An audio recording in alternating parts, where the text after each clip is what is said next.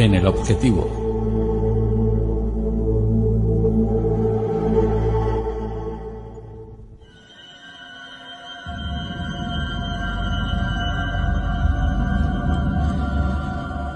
Y ahora volamos por este mundo donde focalizamos nuestra atención, como dice el título de la misma, en el objetivo, focalizamos la atención en el asunto de esta noche, donde de nuevo vuelve a subir a la nave nuestro querido compañero Frank Escandell. Le damos la bienvenida. Frank, buenas noches. Hola, ¿qué tal? Muy buenas noches a todos los oyentes. Fíjate que tenemos bueno, para los oyentes tenemos un asunto que seguramente les va a encantar, porque todo lo que habla Frank siempre es sugerente, siempre es atractivo. Y en este caso algo que tenemos muy día a día, que es pues Google, todo lo que tiene que ver con Internet y sobre todo con las redes sociales, ¿no? Pero el tema ya lo dice, el asunto, el título de esta noche casi que ya nos abre una puerta hacia lo desconocido, de algo desconocido que está entre nosotros y que vamos a conocer contigo. Google hacia el cerebro global. Esto me suena incluso, Frank, algo como de película, ¿no?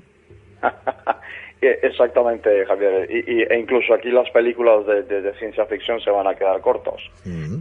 Antes de empezar mi pequeña intervención de esta noche, simplemente te deseo enviar un saludo a una usuaria de Facebook, en este caso por los comentarios derivados del pasado, Elcita Ávila.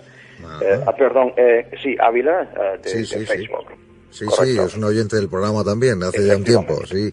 Un abrazo también para ella. Pues decíamos entonces, la idea de venir al programa, Javier, el cual te agradezco mucho, se deriva porque muy recientemente, estamos hablando de que el 27 de septiembre, la revista Wired, o Wired en español, publica un artículo en el que Google está desarrollando o ya ha desarrollado y empezará ya a implementar un plan simplemente para esto, para unificar todos los hotspots que se llaman, es decir, los sitios donde hay localizada una red wifi pública del planeta, de todo el planeta. Entonces, este es un plan que, bueno, ya había sido ya implementado en este caso en India. 32.000 kilómetros aproximadamente de cable de todo esto cableado de fibra óptica. Y entonces aproximadamente en el 50% de las estaciones de tren, por ejemplo, que son sitios públicos en toda India, ya está implementado este nuevo sistema. Consiste simplemente en que Google facilita a todos los usuarios, incluso aquellos que no tienen una cuenta de correo electrónico Google, facilita el que pueda ingresar con un nombre y una palabra de paso, una password, pueda ingresar a la red. Para entonces, ellos lo que hacen es facilitar el que haya una red ahí. ¿Cuántas veces no hemos ido cualquiera de nosotros, por ejemplo, a un bar y simplemente por tener mejor cobertura no le pedimos a la persona que está ahí trabajando que nos dé el password? Pues en este caso, los que quieran adherirse al programa lo van a poder hacer. No tienen que dar ni siquiera nada en absoluto, no tienen que proporcionar datos, ya lo hacemos nosotros los usuarios en ese sentido. Pero es que el plan aquí es unificar a todo el planeta en una serie de nodos de la red inalámbrica o Wi-Fi, que se le dice en español, o Wi-Fi en inglés, de poder unificarnos a todos, una empresa haciendo ese trabajo. Es decir, Google es una empresa, además de un grupo de empresas llamado Alphabet, en este caso, y eso es simplemente notorio. Es decir, lo que eso toma desde el punto de vista logístico es un enorme esfuerzo. ¿Por qué es importante esta noticia y qué tiene que ver esto? Porque alguien estará preguntando qué tiene que ver esto con el mundo del misterio. Es que aquí hay algo más que está en juego. A ver. Mira, Javier, cuando tú vas, por ejemplo, por cuestiones de trabajo en mi caso, visitas Silicon Valley, por ejemplo, si vas a las oficinas centrales de otra gran empresa tecnológica como es Facebook, en este caso, cuando tú vas, en casi todas las puertas hay digamos que es como un mensaje de motivación a los empleados de Facebook, y dice, el letrero dice, red social en construcción, logrado solamente el 1%, a pesar de que hasta junio de 2016 Facebook es oficialmente entre comillas, la nación o el país, entre comillas, más poblado del mundo, con 1.751 millones de usuarios activos. Okay. O sea, no hay ya un país en el planeta que tenga la población que tiene ese país virtual o digital llamado Facebook. Que esto nos lleva a pensar de que hay un trabajo que se está realizando, pero hay un trabajo que se está realizando porque se tiene que realizar. Hay personas que leen este tipo de noticias y no les gusta o se sienten miedo o se sienten invadidas de alguna forma. Y yo debo decirles que si no lo hace Google, lo hará otro. Y si no lo hace Facebook, lo hará otro, porque esa es la naturaleza humana. Entonces, esto hay que trazar la historia de dónde viene esto y de por qué esto está sucediendo. Y entonces en la pequeña injerencia, la pequeña investigación que yo he podido hacer, nos remontamos no muy lejos, nos remontamos al mediados del siglo XX, aproximadamente el 1950 en este caso, y es en 1950 cuando, aunque hay una historia pasada, por supuesto, de miles de años incluso en la historia de la humanidad, quiero citar el año 1950 porque un jesuita, un sacerdote jesuita, escritor, además pensador, filósofo, llamado Pierre Teilhard de Chardin, utiliza un término en algunos de sus libros publicados, utiliza un término que es la noosfera. Todos conocemos la geosfera o la esfera terrestre, la biosfera, la esfera de la vida, pero él usa el término nous, que en griego significa mente. Es decir, que hemos pasado de un mundo, desarrollarnos como civilización o como países, como se quiera, en un aspecto físico, entonces entramos a a interactuar entre nosotros de una forma no física, de una forma que no está localizada en un espacio, por decirlo así, sino que está localizado, o vamos a decirlo, en un plano, vamos a decirlo, mental. Perdón, disculpa. En un plano mental en este sentido, ¿no? Entonces, en 1950 se escribe este término que es noosfera, coincidiendo con el signo de los tiempos. Tenemos ahí en el año 1956 la gran revolución de la sociedad de la información, que fue precisamente ese año, cuando en 1956 sucede en los Estados Unidos, las personas que se dedicaban al sector de la información sobrepasan, es decir, más uno, a las personas que se dedican a labores físicas, a labores meramente industriales. Es ahí, en el año 1956, cuando nace la sociedad de la información, y si seguimos avanzando hacia acá, hacia nuestra época, en el tiempo, vemos que en los años 80, por ejemplo, tenemos una serie de pensadores ahí tremendamente importantes en ese sentido. Por ejemplo, tenemos ahí entre el año 1980 y 1988 a personas como Lynn Margulis.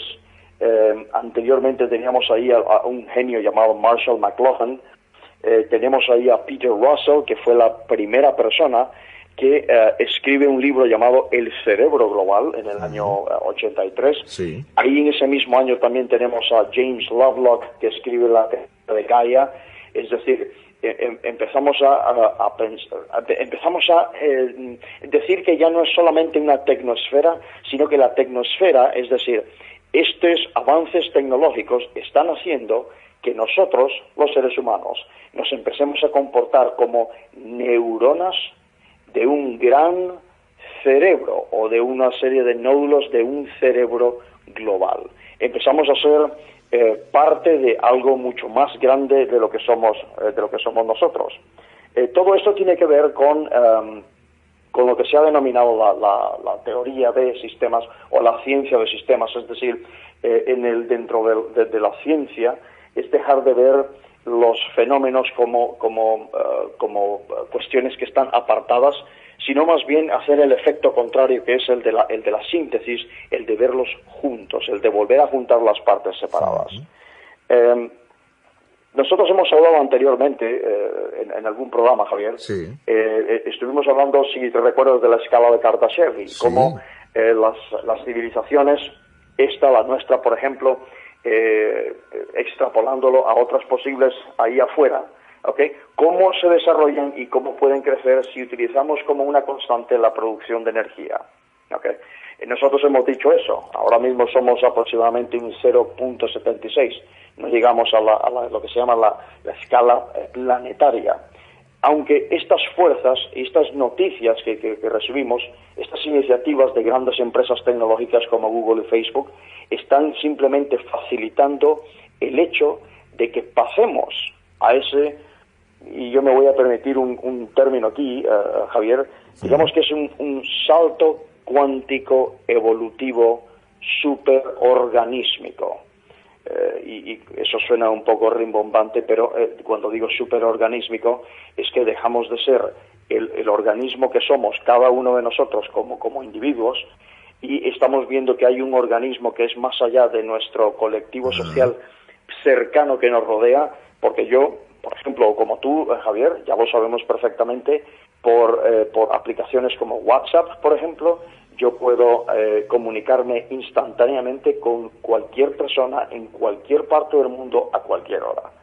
Y eso es precisamente una de las cosas que facilita la comunicación entre las neuronas. Es un tipo de, digamos que, de sinapsis, por decirlo así. Entonces aquí hay tres procesos que hay que tomar en cuenta. Y son palabras, ¿no? Recordemos siempre aquello de la falacia de las palabras, pero hay que tener cuidado con ellas. Propongo, por ejemplo, el término globalización, que ya todos lo conocemos, que está relacionado más que todo con la economía y con la política, geopolítica en este caso, la globalización. Luego tenemos otro principio que es el de la localización, con C en vez de B. Sí. La localización es más social o más, y me vais a disculpar el anglicismo, más societal, es decir, ver a la sociedad como todo un conjunto. Localización significa ser local y actuar globalmente al mismo tiempo, ¿ok?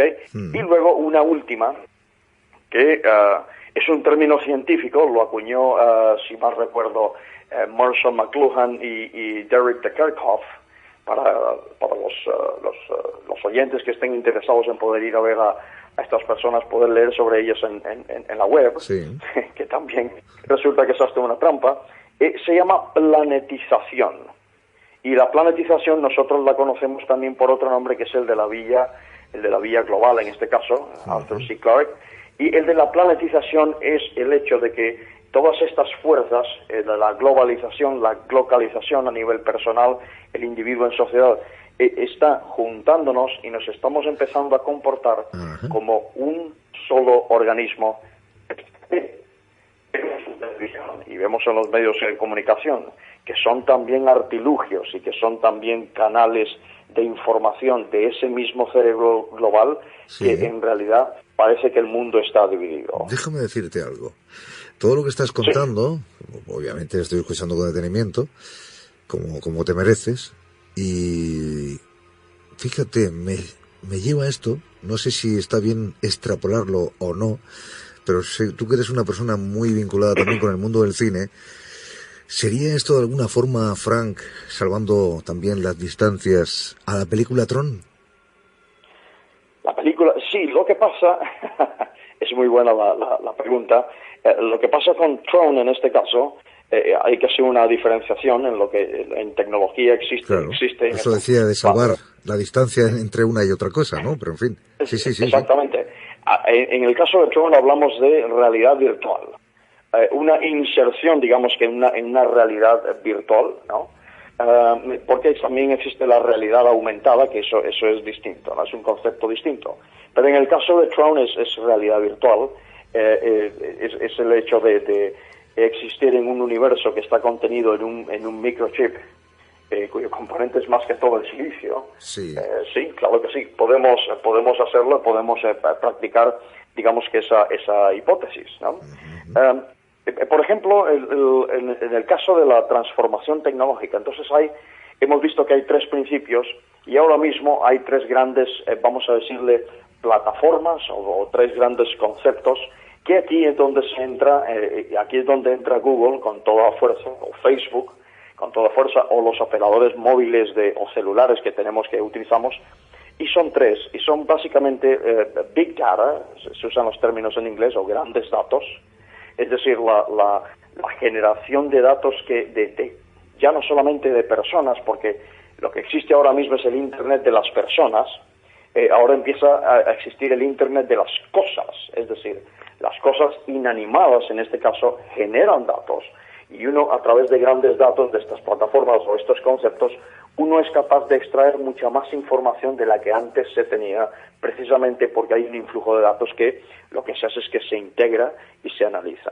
Entonces tenemos los grandes datos, tenemos la inteligencia artificial que eso es lo que más miedo produce. La inteligencia artificial no debemos temerle a la inteligencia artificial. Lo que debemos temerle es al temor que le tenemos o el desconocimiento sobre la materia. Ese es principalmente el problema.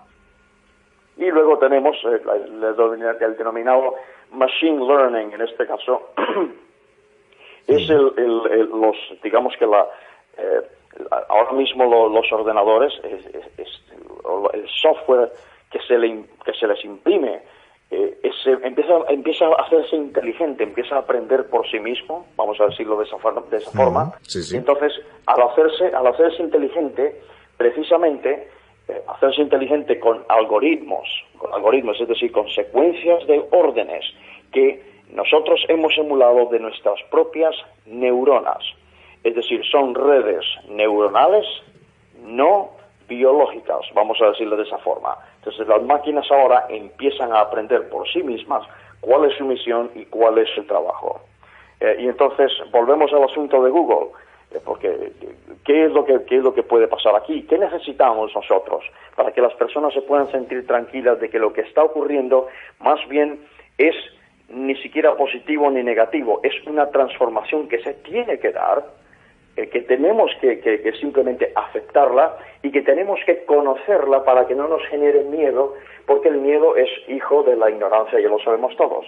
Se trata de conceptos éticos, se trata de que nuestros políticos en este caso sepan algo al respecto, porque generalmente no tienen idea de muy pocas cosas, ¿okay? Que ellos sepan de qué va, de que haya una legislación que esté adecuada al ritmo de los tiempos y que nosotros como personas, como individuos, hagamos uso responsable de esa tecnología. Yo no voy a decir, y no creo que vayan a pretender, digamos que las teorías de la conspiración, de que esto nos están llevando a un bravo nuevo mundo, como diría Wells en este caso, no lo creo así, Julio. Eso es un mal negocio. Esclavizar a la humanidad es un mal negocio.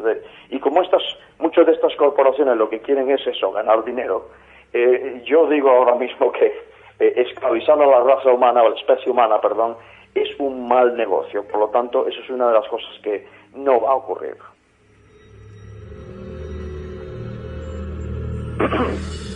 Bueno, yo sigo no pensando, porque ya lo ha aclarado Frank Escandel anteriormente, pero todo esto, al igual que había un ordenador central, en este caso sí que habla de un cerebro global, pero también, y seguramente también lo pensará Frank, estamos hablando de un cerebro principal, que sería el que movería todos esos hilos, ¿no? Sí, Julián, perdón, Javier, pero pasa lo siguiente. Ya no existe, especialmente en alta tecnología, no existe eso de que tienes esa figura, ese cerebro, ¿no? Ya no existiría. No, lo que quiero decir es que eso principal, es decir, que todo tiene un centro, eso no existe. El centro, fijaos en la comparación que voy a hacer, si me lo permitís, Javier. Claro. El centro de ese cerebro está en todos lados. Ajá. Y su circunferencia no está en ninguno. Exacto. Debo decirlo crípticamente hablando, pero la frase no es mía, por supuesto. La frase es de Carl Gustav Jung, simplemente estamos empleándola a cómo se comporta la alta tecnología hoy en día. El centro está en todos lados.